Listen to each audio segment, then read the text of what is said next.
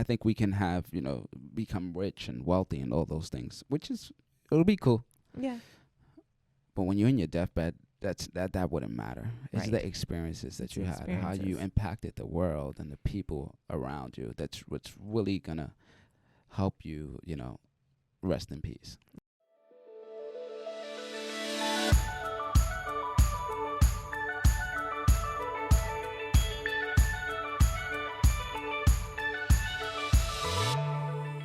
Hello and welcome to the Locala podcast. I am your host, Lisa Anderson, and publisher of Locala magazine.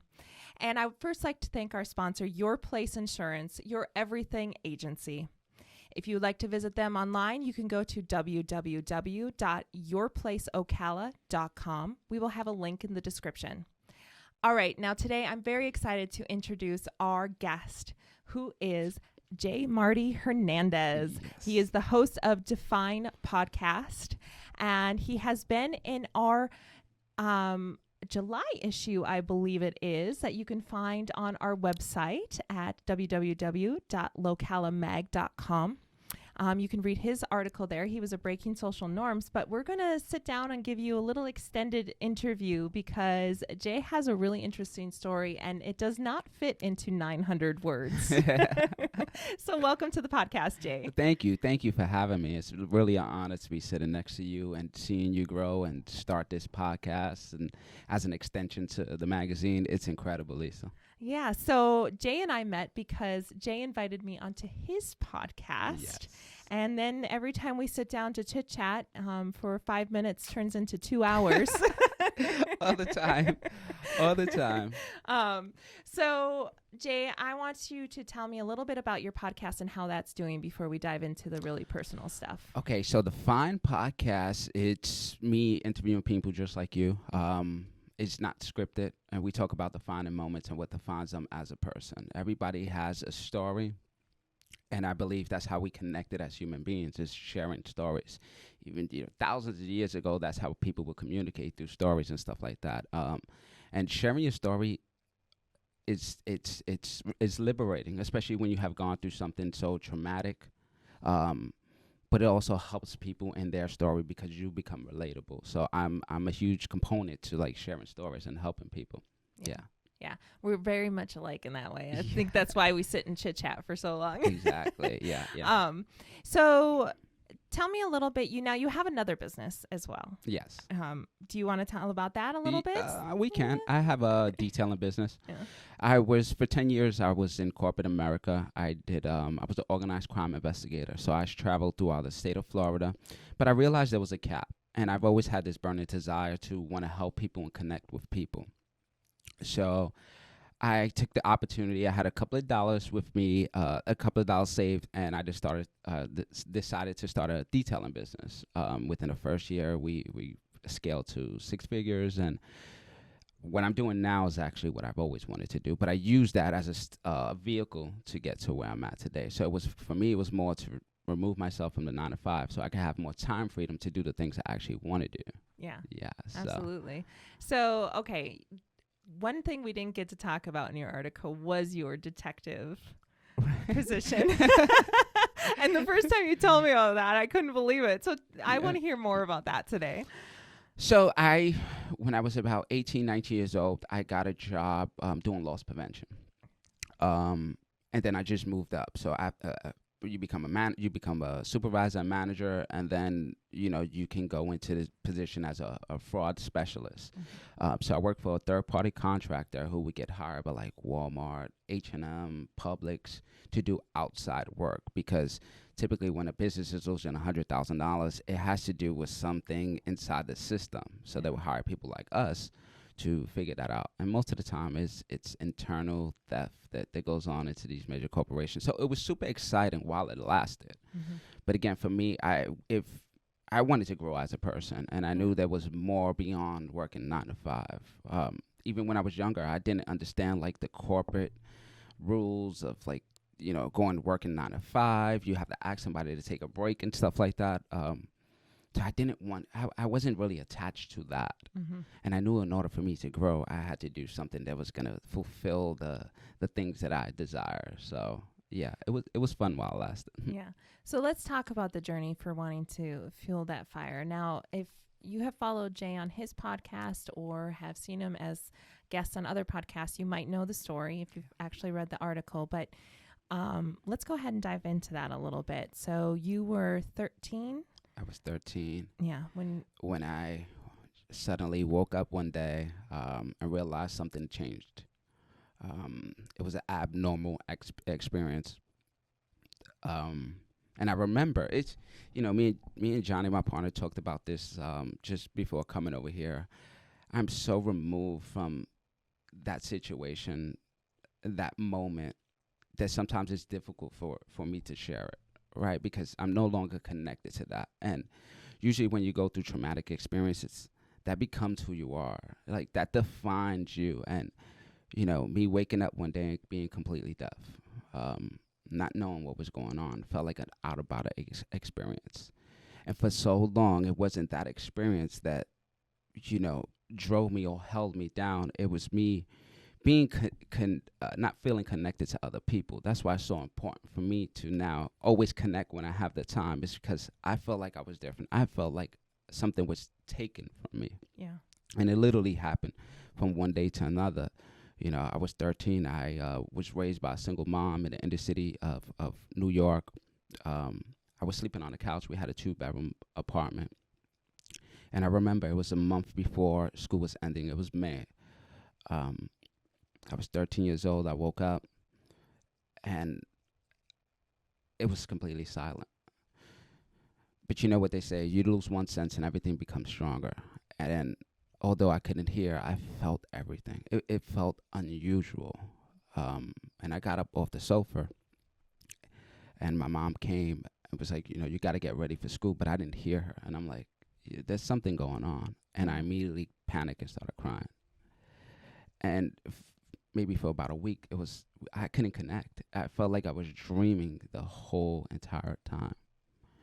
And sometimes when I share this story too, even on like social media, on my podcast, people don't believe because I can speak, because I can hear to some degree. So I get hate because of that experience. But I am deaf. I'm profound deaf. I have a hearing aid. It's called a cochlear implant. So every night when I go to sleep, I take it off. I'm completely deaf. Yeah. Every day when I take a shower, I take it off. I'm completely deaf. So that's always going to be a part of me. Yeah. But that's not who I am. And often people, when they go through things, it's like they go through things of adversity, they hold on to it, like if they own it. Yeah. But being in personal development, I grew to own up to it, right, and put it behind me. And usually we create these invisible borders that block us from getting to that next level because we're so connected to that adversity rather than what it's teaching us or how we can grow from it to teach other people how to grow out of it. Yeah. So I just had a guest on that we just posted a clip of who. I see. Have you seen the clip? Yeah, where it got me they fired said, up. Yep, Like, yes, let's go. where it says, do not let your past define who you are because you have your whole future ahead of you. Exactly. So whereas the past can be the foundation of how you build your life and what steps you're going to take, it doesn't necessarily have to define you as a whole person, because you can step into the future self and become who you want to be. Exactly. So tell me a little bit. You said some people even now still don't always believe you, but I remember you sharing a little bit that even some of your family, when it was first happening, thought you were faking it. Yeah, school, growing up in the inner city, it's tough. It's tough. Everybody's for self. You have to put this persona up that you're a tough person, especially being a male, in the projects of New York City. I wouldn't say I got bullied because I always know how to defend myself, but people would say things that would make me feel some type of way. And I have family that didn't believe that I became deaf because and I understand why. It's because my senses to feel, to vibration, was so sensitive that when you speak, I can feel it. Yeah. But there's no sound coming through my ears. And I struggled with that for a little while. And that's one of the reasons why I wanted to disconnect even more. So I spent 2 years of my life disconnected from people. Like, I lost 2 years of my life. That's something that I'll never get back. And most of it had to do with, obviously, the situation of becoming deaf, but more so the mindset that I had behind it.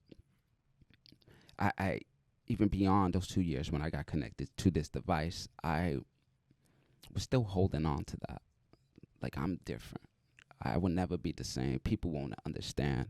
And it was like my ego and insecurities and low self-esteem that allowed me to be insecure for 15 years, to where I grew my hair all the way down to my knees because I didn't want people to see the device that I had on the side of my head. Wow. So imagine that, just wasting 15 years worrying about what somebody else is worrying about me.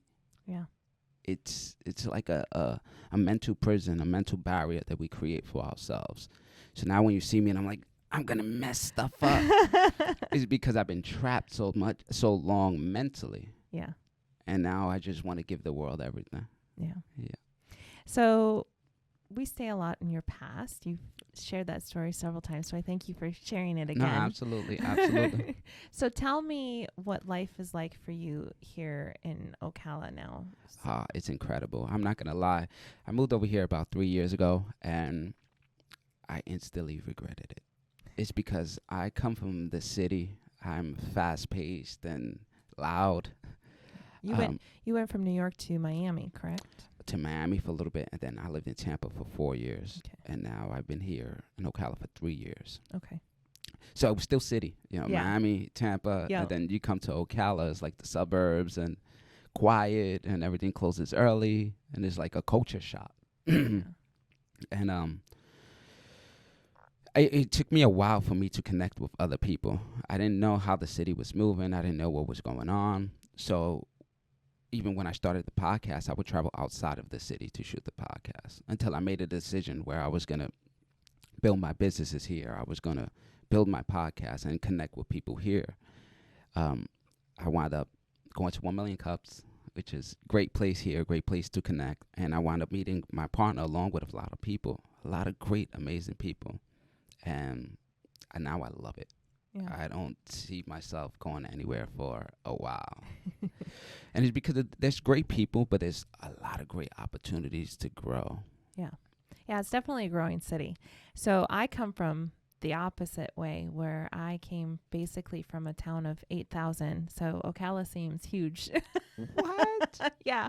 Yeah, I grew up in a northern small Wisconsin town. So I always, I laugh because I know Ocala isn't a big city, but when you get, 100,000 or more people, that to me is big, but, it's a small city with big city vibes. Yeah. Someone said Yep.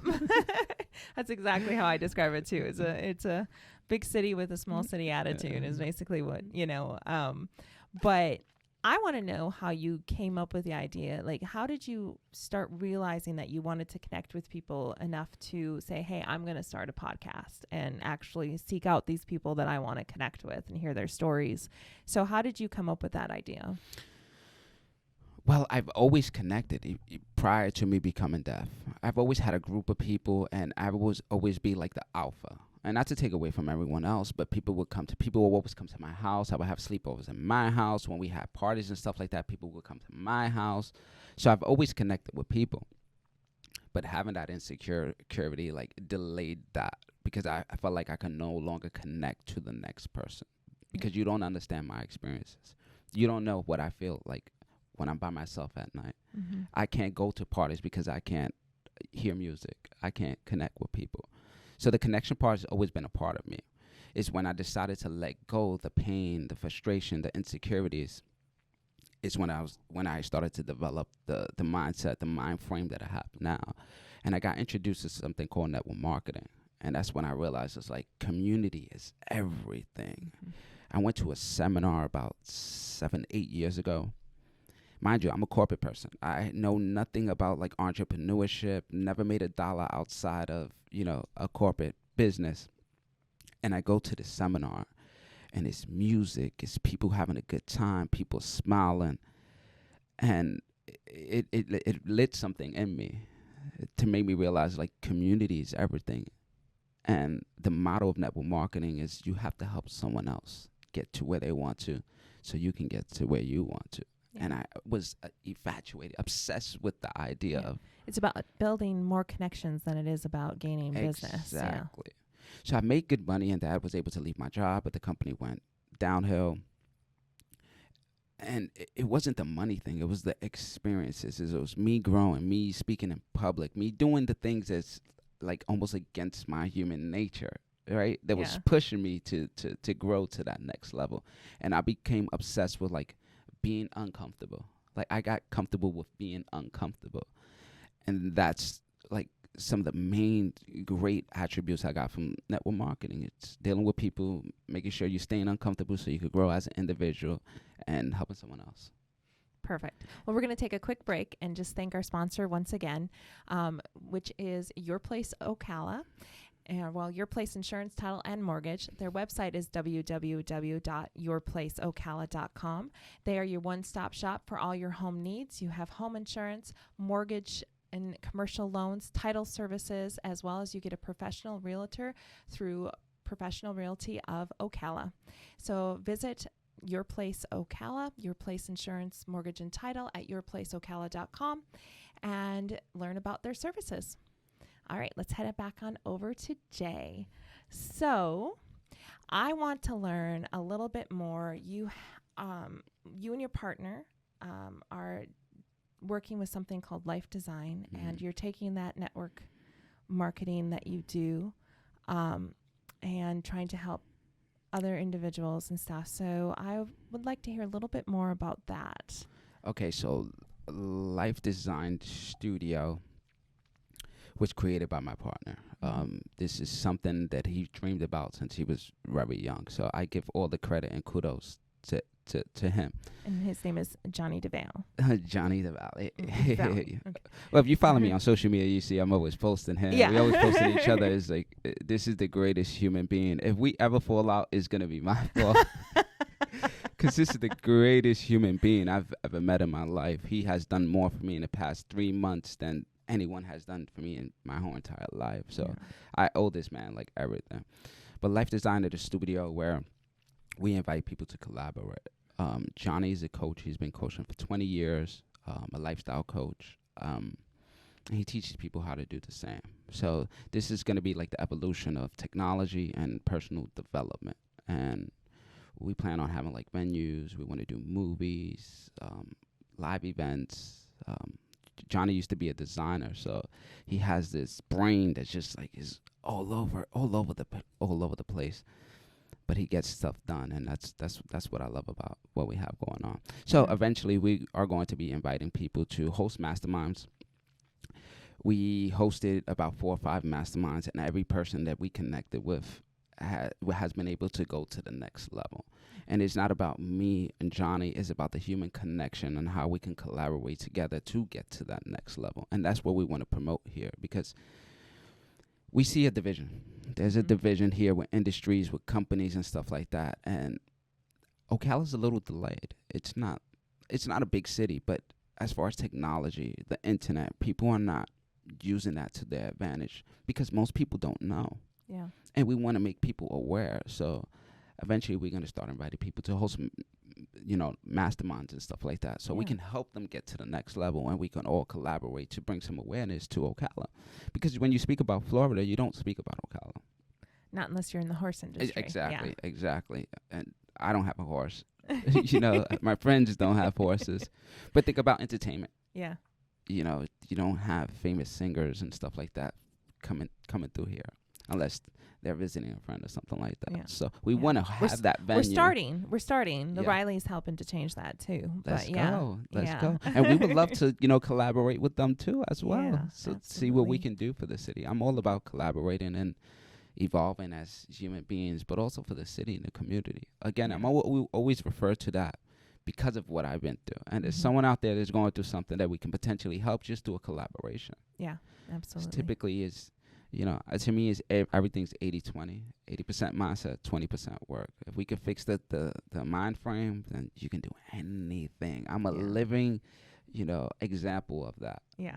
Came from Absolutely. nothing, and I'm still on my way, still growing as an individual, but I'm constantly sharpening the tool that helps me, which is my mindset. Yeah. So I want to dive back into the personal side because that's what we do here at Locala. Yes, sir. And I want to talk to you a little bit, if going back, because you were a young father too. Yeah. So how did that shape your life and change your plans that you might have had? And Yeah. for the better, for different, for, I never want to say for worse because kids are, No, it's the greatest. Yeah. My son changed my life. He saved my life. So having that experience, the environment I was in, but also the experience, I was a bit trying to get this attention, right? Because I felt so disconnected that I started to get in trouble with the law. I got arrested by the time I was like 15 years old. Me and my friend stole the vehicle, GTA. And I'm not proud to say that, but that was just the environment that I was in. I was always hanging out with older people. And by the time I was 16 years old, I had a child. So I was following people that were going nowhere fast. Yeah. And that's the result of it. But on the flip side, if I didn't have a son, where would my life have been? Because I was following the wrong people. Right. So as soon as I had my son, I decided to change my life. Like, focus on going back to school, getting a job, and just being a family man. So we moved to Florida by the time I was 19, 20 years old.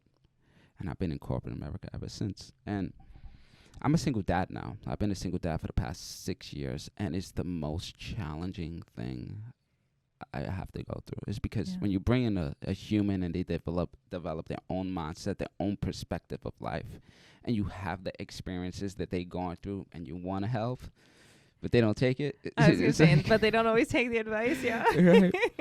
But I realized this. I had to go through my own journey. I had to run my own race. And that's what I'm allowing my son to do. Yeah. And I'm just here to guide. I'm here to guide him in whatever decisions he wants to make. But it helped me grow as far as being a person, having empathy, having compassion and listening, taking time to develop a whole human being. It's crazy to say that I was a baby having a baby. I was 16 years old. Yeah. I didn't know what I was doing. Yeah, I didn't know where my life would be. How do you go from that mind shift? You had just gotten your cochlear implant, right? I just got my cochlear implant. Yeah. Went through like hearing school, deaf school. So there was a lot going on in between, but it happened so fast. Yeah. It happened so fast because I was never really present. I was always trying to hide from like reality and things that I was going through. But I got a cochlear implant, started hanging out with the wrong people, got into some trouble, got a girl pregnant, had a kid, and it was the weirdest thing ever. My son came out of the womb, and it was like an instant change. And it's crazy to say, but you know how mothers, let's say animals, like a dog has puppies, she becomes aggressive and like a caretaker and want to protect and stuff. I became like that instantly. Yeah. I must just say a quick story. My son came out, and I was seeing the doctor pull my son out, and it seemed like rough, and I cursed the doctor. That's my son. What are you doing? I'm 16. I don't know. He's like, kid, I've been doing this for 30 years. I know what I'm doing. Yeah. And I instantly became, a protector for my family, him and his mom. Yeah, I think a lot of dads go through that when they see the doctors handling. I know my father tells a similar story. Yes. Yes. Oh. But I was 10 pounds 1 ounce coming out. So, I was a little rough coming out on my mom anyway. Grab you out. Yeah. So you had to help. But yeah, Dad. I thought it was me for a long time, but I have friends that say the same thing. It's like, it's just something instantly that hits you and you want to protect.